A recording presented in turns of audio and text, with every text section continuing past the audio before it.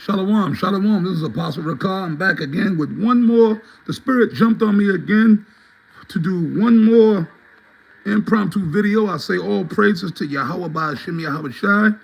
All praises to Yahweh Ba'Hashem Yahweh Shai, man. Shalom to all you sincere brothers that are hopeful elect. And once again, the video that I just did, I did a previous video, and I was pretty much going into about the elect. That how the Most High, Yahweh Ba'Hashem Yahweh Shai, is only dealing with the elect of Israel, right? Who are the elect of Israel? We know, right? People of Negroid or Indian descent, right? But there are certain other people who don't look like Negroes or Indian descent, Native American descent, that look like white people, that look like Chinese people, that look like people of other, they look like the people of the other nations, but amongst all people are our people, the elect of Israel, okay? And those are the only people that are going to act like they have some sense on the earth today. Outside of that, the rest of these Negroes and Hispanics and all of them, fuck them. We don't care about them. Right now, as people say, some of these influencers and these influencers, these guys on the internet that do videos and stuff like that, these influencers, or even some of these red pill guys or women, right? They're focusing on the behaviors of Jake, of so-called Negroes, Hispanics, right? And I've said it online, I've openly said, I agree with a lot of the shit they're saying. I agree with them. I feel the same way. That's where this whole phrase of black fatigue have come from. Because I was watching some videos earlier today, and these two guys, I want to say these two real light-skinned, black guys, I believe their name is the Hodge twins. I believe that's it. They're kind of like jokesters. They're like, clowns. They're like twin brothers. And they've been around for years, right? I've checked their videos out from time to time. Okay, it's just like, I watch Anton Daniels. You know what I mean? I check out this other guy, I can't pronounce his name. And then you have, I like this guy, Anthony Cumia. Hope I pronounced his name correctly. I like to watch him, right? Because the Spirit is on him and a lot of other people outside of us, the brothers in the truth.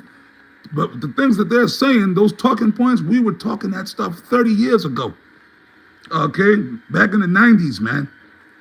When we were out there on the streets or even doing videos back then, we were touching on this point. We were cursing out niggas back then. But back then, nobody wanted to listen to us. They said we were assholes, we were this, we were that. We hate our own people, this, that, and the third, the new phrases they come with. Right? Like today, if you have a black person that speaks out against black fatigue, then, other black people, these bozos, these Pookies and Ray Rays and Big Shirleys and Keishas, you're a coon. You're a coon. Now, to me, a black person that acts decent, a black person that takes responsibilities for their actions, a decent black person that works, take care of their family, and actually takes accountability of their actions and don't walk around looking and acting like a circus performer, how the fuck can he be a coon?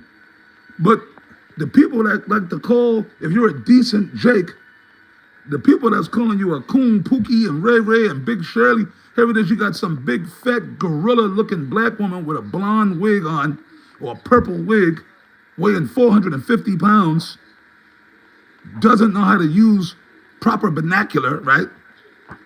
Bro, they can't even have a conversation with anybody without calling them bro. Bro, look, bro, I tell you, bro. Nah, listen, realistically, okay, y'all racist, this, that, the third. All the retarded slang and phrases that these new age niggas got now. To me, that's a coon. A coon is somebody who looks crazy and say crazy things and don't know how to act. The court jester, the court fool. You see? That's why the scripture says, Amos 9 and 10, all the sinners of my people. No, I'm sorry, Salakia. I'll get around to that. But that actually wasn't the scripture that I wanted to bring out. I was going to go once again back to Hosea 4 and 6. My people are destroyed for the lack of knowledge. Because thou hast rejected knowledge, I will also reject thee. And the reason I keep going into this, because the Spirit is on me to keep going into this. We have to call out the behaviors of these coon-ass niggas out here, man. Yeah, the Hodge twins, that's why I mentioned them. Yes, I almost lost my train of thought for a second. Anyways, I just watched one of their videos, and they had a video. I don't know where these guys get all these videos from. I don't know exactly what state it was in. It wouldn't surprise me if it was Chicago. I thought I heard them. They were doing commentary on a video, and they played the video. And basically, I don't want to be wrong. I believe they mentioned something about it. Might have been somewhere in Chicago. It could have been anywhere in this country. And there was a guy. It was a bus, and somebody recorded. Well, the bus. Public, oh, yo, no, I'm sorry. I am so sorry. I know where it was. They said it. It was in North Carolina, Charlotte, North Carolina, which I know. I've been to Charlotte, North Carolina plenty of times. We got brothers down there, right, that teach, GMS Charlotte. Anyways, there was a bus driver. And by the way, the bus driver was a black man. The public transportation, it was the same place where that other black coon nigga stabbed that Ukrainian girl on the train. But this time, this incident was on a bus, and it was a bus driver. The bus driver, who was a black guy, he's doing his job driving the bus. And some little young monkey, some little young nigga was standing up in the front, standing right where the bus driver is. Now, if you've ever been on a bus in public transportation, there's a line. When you get on the bus, like any other normal, functional human being, when you get on the bus, you pay your fare, and then you walk the seats, the white or the yellow line, wherever, it's right there where the bus driver is. And of course, I've been on buses all my life in different states. When you get in a bus, you pay your fare, you're supposed to walk your ass back behind that yellow or white line, and that's where the seats are for the passengers. And you go and you sit your ass down. So this little coon, this little monkey, he got on the bus, right? One of the children of Big Shirley or Keisha, who was not raised with emotional control, no emotional stability, okay? The majority of these young black men, they have no emotional control, no emotional maturity, no impulse control at all. He got on the bus. I'm assuming, I don't know, because they don't like to pay for anything. He got on the bus, and I'm assuming, I didn't see it, because when they started the video from him standing right there where the bus driver is, arguing back and forth with the bus driver. So whether he paid his fare or not, I don't know. But anyways, he was standing there arguing.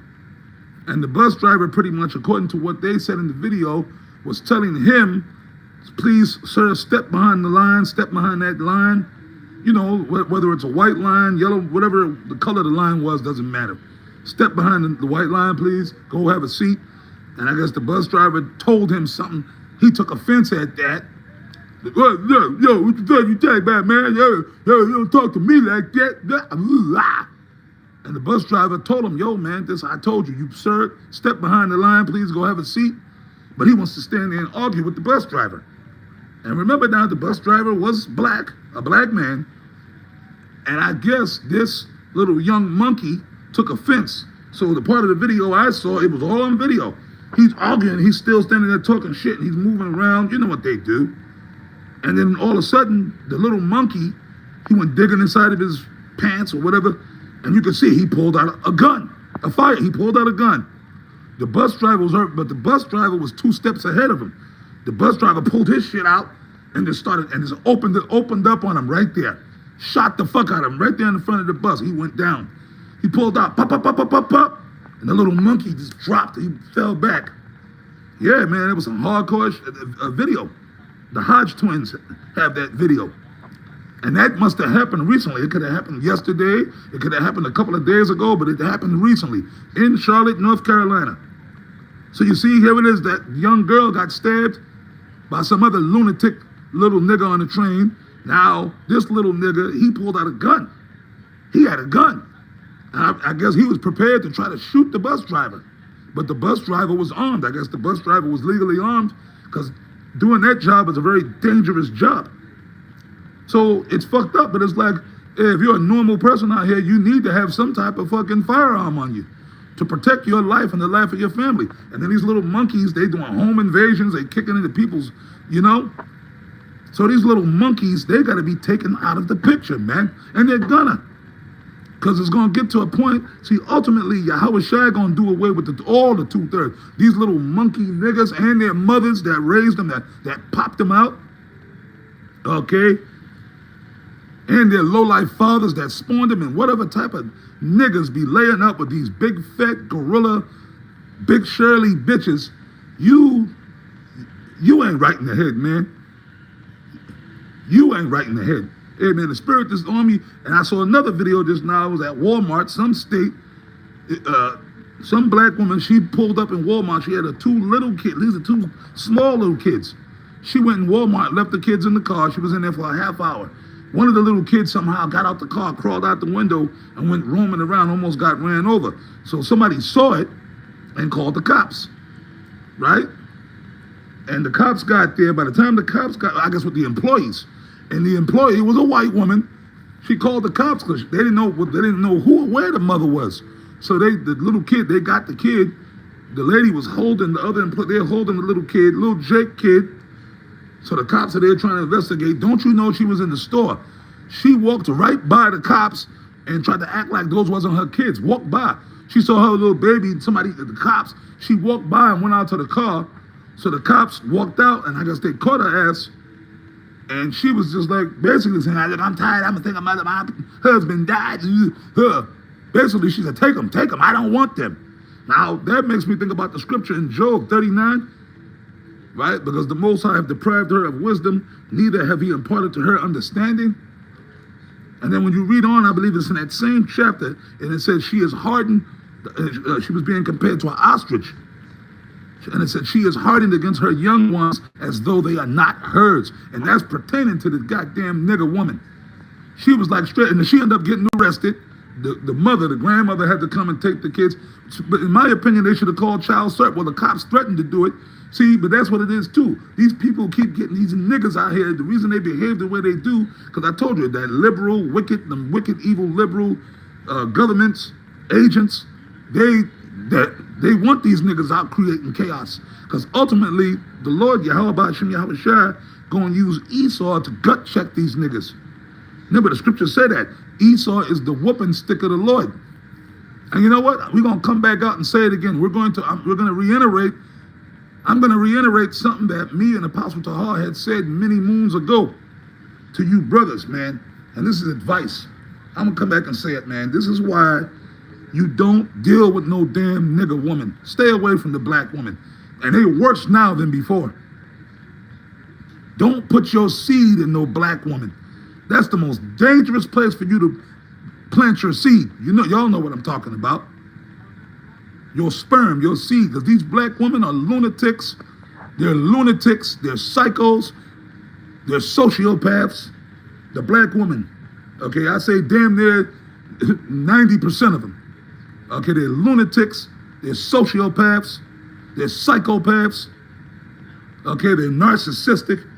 They'll sit there and get knocked up and have, instead of getting on, if you don't want no kids, but you like they say, I like to fuck. You can fuck all you want. Get your tubes tied or clipped, or make sure you on birth control so you don't get pregnant. And you can fuck all the guys you want to fuck. No, they go around fucking and making these babies and then cry, it's too hard, I can't take it. Oh, well, no, we understand why they want the babies. Those babies are 2 things for the black woman.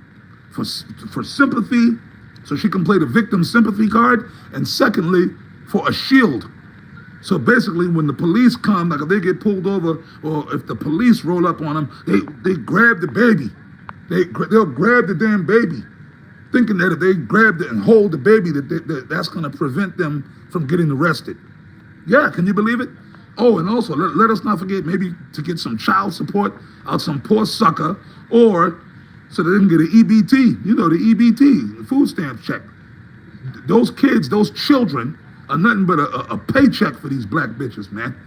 Brother, the so-called black woman gotta go. She got to go. As far as I'm concerned, man, I don't give a shit if Yahweh Shem Yahweh Shai exterminate all of them. I hope he does, man. Me and Apostle Tahar said that damn near almost 20 years ago out there on 34th Street, and all the mother homo, feminine Israelite dudes got all emotional and upset. But you know what? Remember what the scripture said. Whoso justifieth the wicked and condemneth the just, even they both are an abomination unto the Lord. So all you guys out there, or women, anybody, if you angry at me talking like this, or us, myself and the other brothers of GMS, when we get on these niggas out here, these black nappy head, peasy headed, wig wearing bitches, and these little dreadlock head pookies, if you really have a problem with it, then don't listen to us. Don't watch my videos. Turn the channel. Punch up another video. Don't watch our videos. Okay? Because that's why I just quoted that scripture. Those niggas are wicked. The 2/3 are wicked. So if you can, I want to use the proper word here. If you can sympathize or relate to them, then maybe you of them. Okay? You understand what I'm saying? So I just want to say that, man. If you a brother that's in your right mind, then you're gonna dig on right what I'm saying, man, okay? But with that, I'm gonna wrap it up, man. I say shalom to you sincere brothers of the hopeful elect. And if you're not of the hopeful elect, all these, I pray that Yahweh Shem Yahweh Shai kill all them nasty, gorilla, wretched ass niggas out there. Primarily the so-called black woman, man. I hope the Lord gives them terrible, terrible deaths, man. Okay? Excruciating, terrible deaths. That's what they deserve. All right, but with that, I say shalom to you sincere brothers.